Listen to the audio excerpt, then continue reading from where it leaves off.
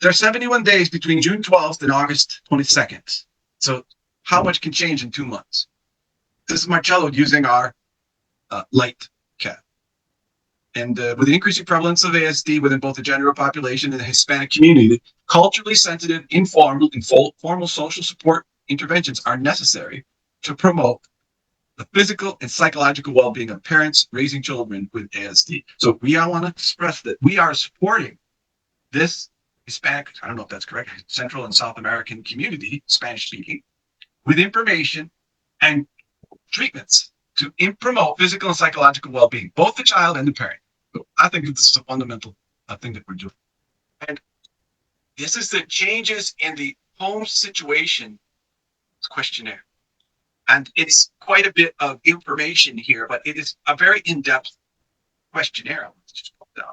And we'll go through it piece by piece. But overall, we saw a complete, everyone really got better pre and post, besides the maybe a little bit less in this demand specific, but everybody got better in this 2 months. And let's look at these scores. So they had percentage improvements, and this one is the improvements in the kind of the important ones. The total score scale improved 53%, social inflexibility 72%, and demand specific factor 33%.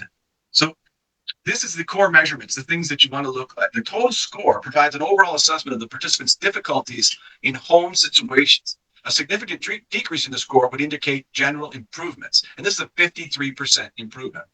Social inflexibility or social inflexible factor assesses the difficulties with social interactions and routines. Changes in this score would indicate improvements in social skill and adaptability, and we had a 72% increase in this. Demand-specific factors assess the difficulties with specific demands or requests. Changes in this score would indicate improvements in handling stress, frustration, or challenges. And we see a 33% or a third less demand-specific problems. So I kind of put them this way. If you look at the total number of problems encountered by the parents with Marcelo, they were down almost 40%. The severity was down 50% less severe, all of the problems that he could have. And the mean item subscale score, meaning basically how much better did he do overall, 80%. So the mean severity score provides an average severity rating of the problem. So this is going to be important. Mean severity score is, and did we put this up? Mean items, mean sum of severity, we didn't put that one up there. And the mean items subscale score provides an average score for each subscale. Changes in the specific subscales could indicate targeted improvements in a particular area. So that was 80% subscale, like all the improvements. An average severity rating of the problems, mean severity score. I don't think I put that up there. I had the sum of the severity score. But you can look at these. It helps kind of focus on what areas you need to improve, right?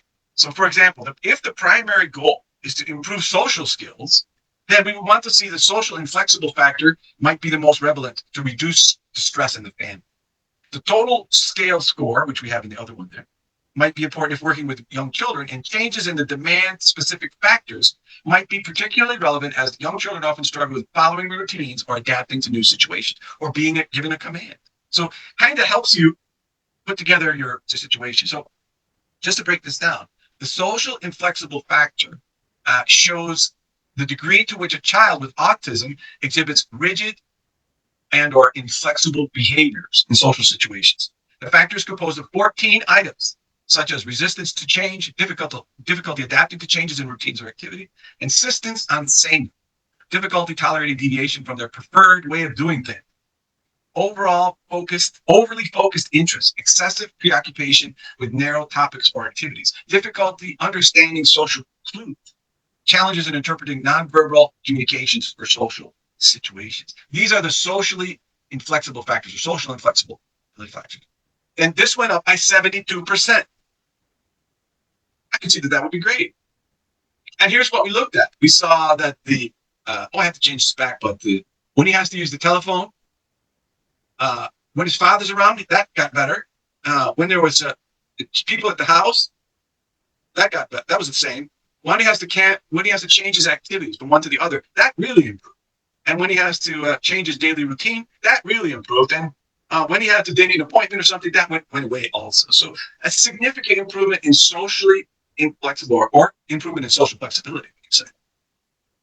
On the demand-specific factors, it shows how individuals with autism exhibit non-compliant behavior in response to specific demands or requests. This looks at the reactions to situations like transition, changing activities or routine, requests being asked to do something, unexpected changes in the environment or the schedule. A higher score indicates more frequent non-compliant behavior. And this went down by 33%. That's really nuts, I think.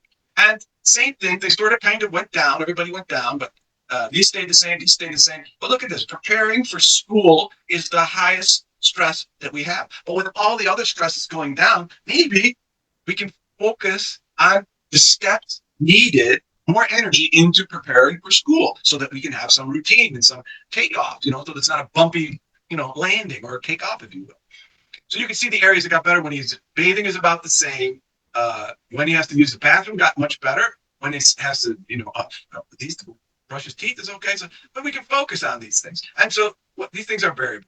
The total number of problem setting score of this questionnaire is the frequency of behavioral challenges a child with autism exhibits in the home.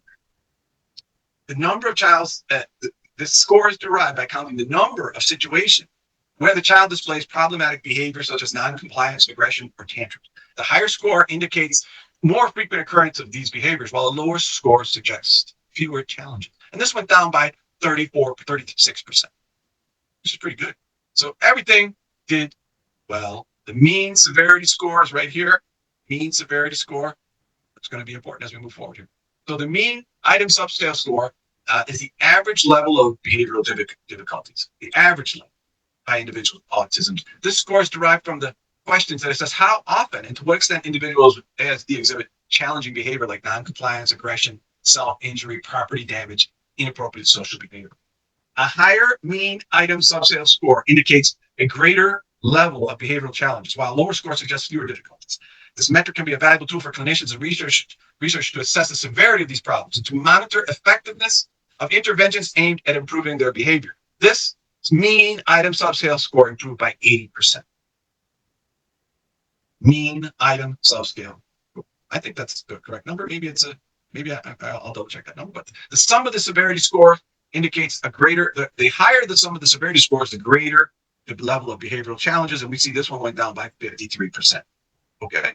And this is changes in the severity of the symptoms and things like that. So it's very good. The mean severity score. Now, this is the one that I'm looking at.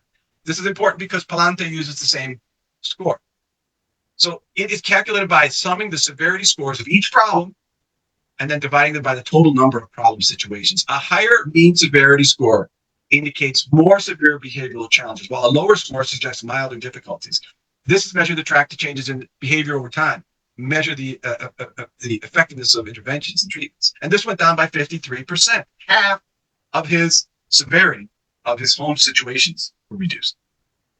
So total subscale score is very close to this one, and that's just looking at the social and inflexibility. Overall, we had a 53% improvement in that. That's just looking at these rigidity and request demand stuff. So when we looked at this home parent improvement, the autism parenting scale index, we had a 18% improvement. And this is kind of flexible because the yellow is the first one, and the blue is the second one. And this one improved. So if I can move this over, I can't. But whereas, and we already reviewed these, this one got a little worse, and this one got a little worse, and this one got better, right? So it's pretty fluid. But this is only changing the diet. So you know what I mean? These are pretty flexible, but it's still an improvement. And what happens as behavioral score improves, parental stress is reduced. If I don't have to repeat my commands, if I don't have to have emotional outbursts, hey, 50% of the time, I'm going to do better, right? And here's the part that I wanted to point out.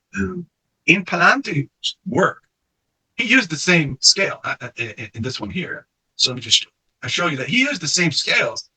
And after 90 days, he only showed a 0.2 change in the changes. You can see how these are severe. If this is the mean severity score, these children are very severely challenged in home situations, whereas our mean severity score was only a 1.5. So they're like 3 times worse, right? The higher the mean severity score, the worse the kids' behavior. But after 180 days, how many months is that? 6 months? he only saw a 8% improvement in these home questionnaire mean severity score, kind of how things are going. Whereas us, in 70 days, 71 days basically, we were able to show a 53% change. Less time, more change. That's a kind of an interesting subsidiary. And I just wanted to show you that he uses the same type of questionnaire as here, the HSQHD.